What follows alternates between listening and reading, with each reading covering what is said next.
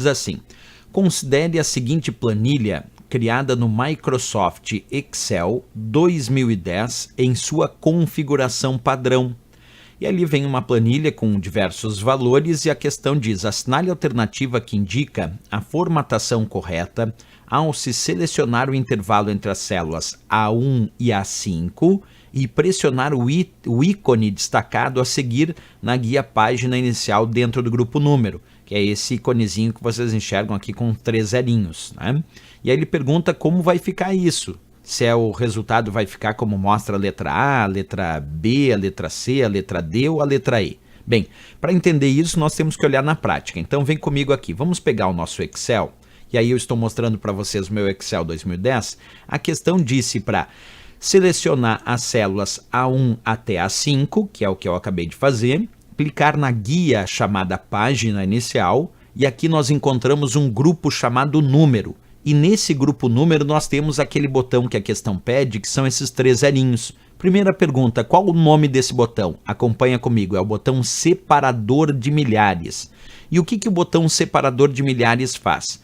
Ele basicamente coloca separador de milhar quando necessário, isto é, aqui em relação ao 1000 tem que ter separador de milhar, teria que ter o separador de milhar é o ponto, então vai aparecer um pontinho depois do 1 e antes do 0 aqui. Entre o 2 e 1 aqui em 2100 também precisa de separador de milhar. O 300 não chegou na casa dos milhares, não precisa. O 20 não chegou na casa dos milhares, não precisa. E o 40.000, sim, chegou na casa dos milhares, então o separador de milhar vai depois aqui de 40, 4, 0 e o pontinho e aí vem 3 zeros. Então a primeira coisa que esse botão faz é colocar separador de milhares quando necessário. Isso é a primeira coisa. Segunda coisa, quando a gente clica nesse botão, ele também acrescenta vírgula e 2 casas decimais. Mesmo que o valor não apresente casas decimais, como é o caso, aí ele bota vírgula 00 para representar essas 2 casas decimais. Então vamos ver isso acontecendo agora. Vou clicar no botão separador de milhares agora e percebe que ficou separador de milhares só quando necessário, que é no caso do 1000, do 2100 e do 40.000. No caso do 300 e do 20, como não é necessário separador de milhar, ele não colocou.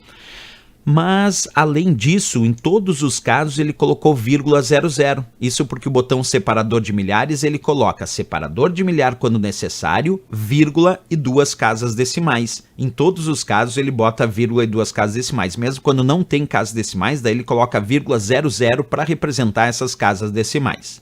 Além disso, quando a gente clica nesse botão separador de milhares, ele também formata as células para o padrão contábil sem exibir os símbolos da moeda. Porque se eu clicar nesse botão que se chama formato de número de contabilização, que está aqui do ladinho, que tem umas moedas empilhadas com uma cédula, aí esse botão, além de colocar tudo que o botão separador de milhares fez, que é separador de milhar quando necessário, vírgula e 2 casas decimais, o botão formato de número de contabilização formata também para o padrão contábil, só que exibindo o símbolo da moeda.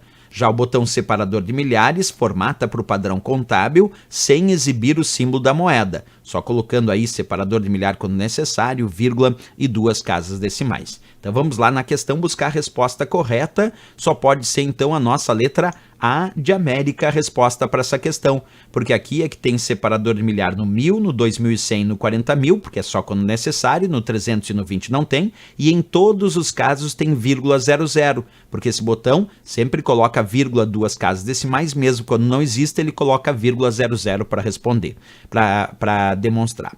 Então resposta a nossa letra A de América, questão bem importante aí sobre o botão separador de milhares que pertence ao grupo número da guia página inicial do nosso Excel 2010.